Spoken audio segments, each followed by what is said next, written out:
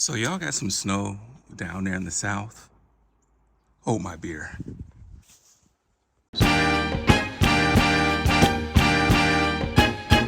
Jerry.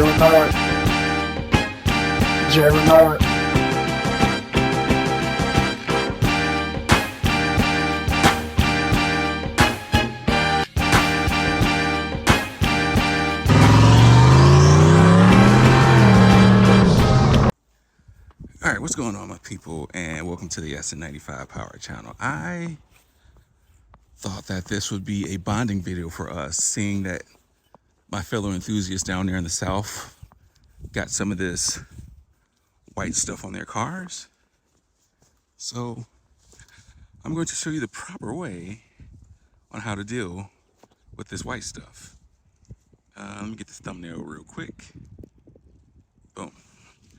All right, so let's talk about survival in this snow with your SN95. First off, you're gonna need two important things. Now, it's kind of funny because I've seen y'all in some of these videos using some crazy things to get this white stuff off your vehicles. I've seen somebody use a 2x4. We call this thing a snow brush, and it does a miraculous thing. Look at that.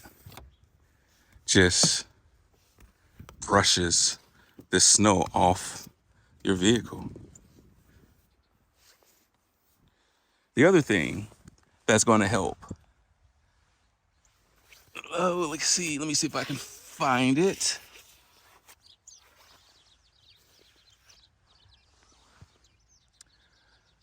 As you can see, there it is. This little symbol right there. That's what you need. We call these things snow tires. And what they do is they stay more pliable than your regular all-season tires. And so these will help give you more grip in slippery conditions. So with these two things, I'm going to take you on a journey on how I navigate these untreated streets right now. But first, we need to start the baby up. Just took the thing for a wash yesterday too. Now, even though you have this white stuff on your car, it's still going to start up the same way. So don't be afraid of starting your car with this white stuff covering your car. Now, I'm not saying that you 100% have to have snow tires to navigate your SN95 in the snow. Because at one point in time when my money wasn't right, I was out here in these streets without snow tires. And I was out here on, all season tires. But, it was one of those things that I would have to put weight in the trunk just to help get some traction. But what I can say is if you have snow tires, it's a night and day difference as far as being able to stop and being able to go. Snow tires is not going to defy the laws of physics. Like, if you play stupid games, you'll win stupid prizes. So this car has traction control too, and I actually think that traction control is too invasive. Kicks on too soon. It's fun to get the back end to slide out in these conditions. And to my fellow enthusiasts down there in the south, and if you've been able to get your Mustang out and play, that's part of the fun of taking your car out in these conditions, is just being able to slide it at all times. Like, this car doesn't have enough power to slide on demand, so I need slippery conditions in order to be able to get it to slide. So right now, I was hoping that they did not take care of the streets. But I'm going to take you to what I call the gauntlet out here. And you better have a proper setup going up and down this little hill, because it's pretty steep. Alright, so I think where I want to play is over here. I don't know if you could have caught that on camera, but there was like a huge dip right there. So I like to turn the traction control off. Like I say, I think it's invasive. And this is a good demonstration of why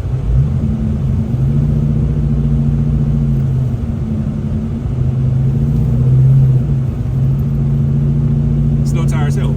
It's coming to a stop.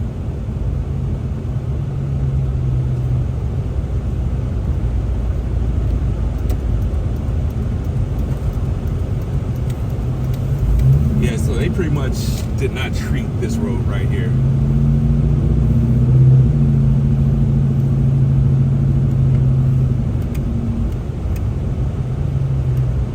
And I don't know, y'all might get stuck. I hope not. So momentum is one thing that you need when you try to go up and down some of these hills, as that sign says right there.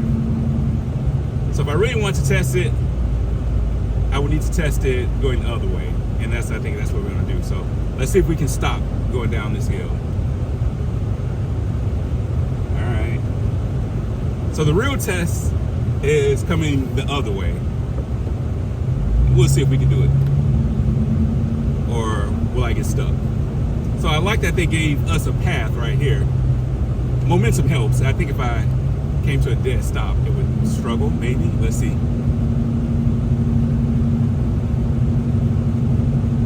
All right, she did it. We'll circle back and test her out going the other way.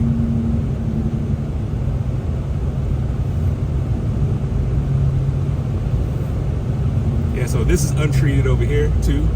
So here I come, coming to a stop. Let's see if I can get to this stop sign and not slide through it.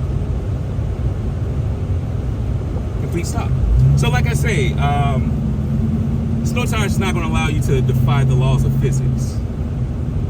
Let's see if I can get up this hill.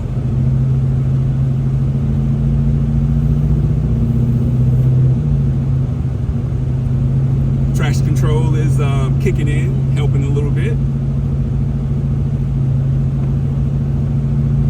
But we made it. I guarantee if I had those summer tires on, no bueno. I would be stuck right there.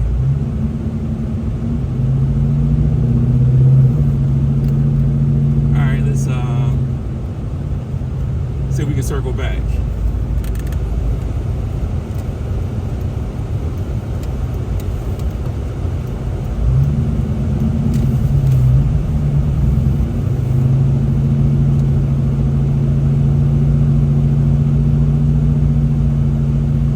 Momentum helps. I always remember that. Like if you ever find yourself in this situation and you got to gauge it, momentum helps going up. Momentum is your enemy going down. So I don't want to slide through this intersection because somebody might not have their big boy tires and just go sliding around.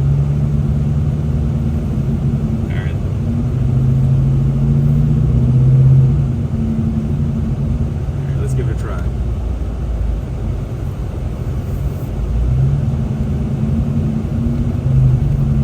Let's see what she does.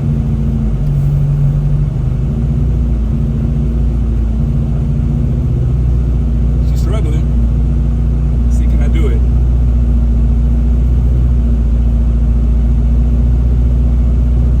Traction control is working overdrive or overtime, and we did it.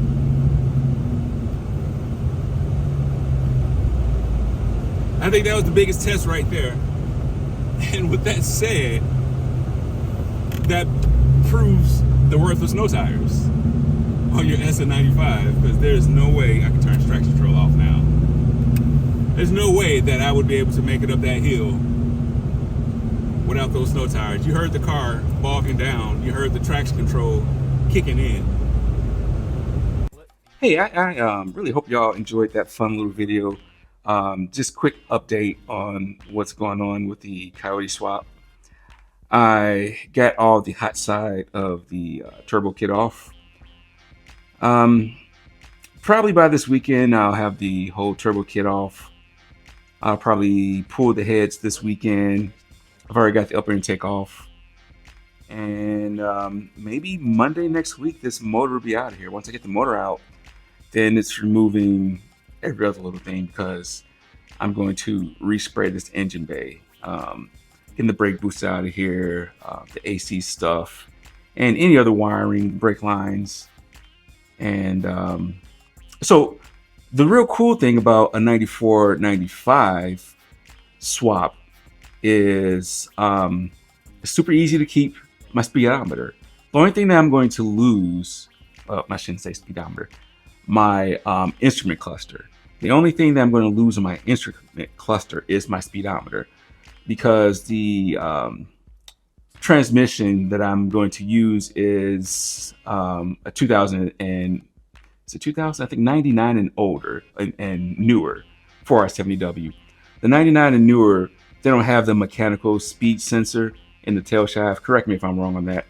I could be a little off on my years, but yeah, the only thing I'm not going to have is my speedometer. And you know, the kind of cool thing about modern technology now is I can use my phone, or even Holly. The Holly Dash has a built-in speedometer also. I'm not going to do the digital dash, but there's some cool little 4-inch mounts out here in the market right now where the clock goes. You can put the 4-inch, not 4-inch, the 3.5-inch digital screen up there. There's a couple of places to put it on the center console, so I'm not too concerned about the speedometer. AC is fairly simple. I'm going to keep everything else hooked up except the engine harness. Remove the engine harness. I can remove the ECU. I'll keep the ECU harness in. I'll keep the CCRM in that's down there. And the AC will work with no problem. The only thing I gotta do is worry about a wide open throttle cutoff for the AC. But there's a I think a input or output in the Holly for that. But going over here, you know, this is my pile of 302 stuff. I was looking at my header flange. Header flange look real good as far as the seal around there. And I have to say, this kind of happened when I was tearing that off. Ever since I did my little trick with the 12-point ARP bolts and cutting the little slots in between these link bars, I never had a leak on any of these headers. So it's more obvious of what I did right there. Just cutting those links right there. Never had a problem. I've always used header armor on all the hot stuff. You can see how I have that on the downpipe. But yeah, I have the Holly Terminator X order that's coming, and yeah, I'm just looking forward to having this done by Ponies in the Smokies. So hey, leave a comment about the little snow video. Like I said, I thought it was like a little fun little thing to do, but I am kind of in a situation where I have to drive Project Kendra for at least another month. And yeah, once I get these heads off, it's pretty much pulling the motor more than the trans. I've got to take all my replacement Scott rod panels over there. I'm just going to rivet that stuff in and do some kind of seam seal on, you know, these cracks and stuff right here. I riveted this one in, and you can see how big this one is from installing that turbo and that oil drain. But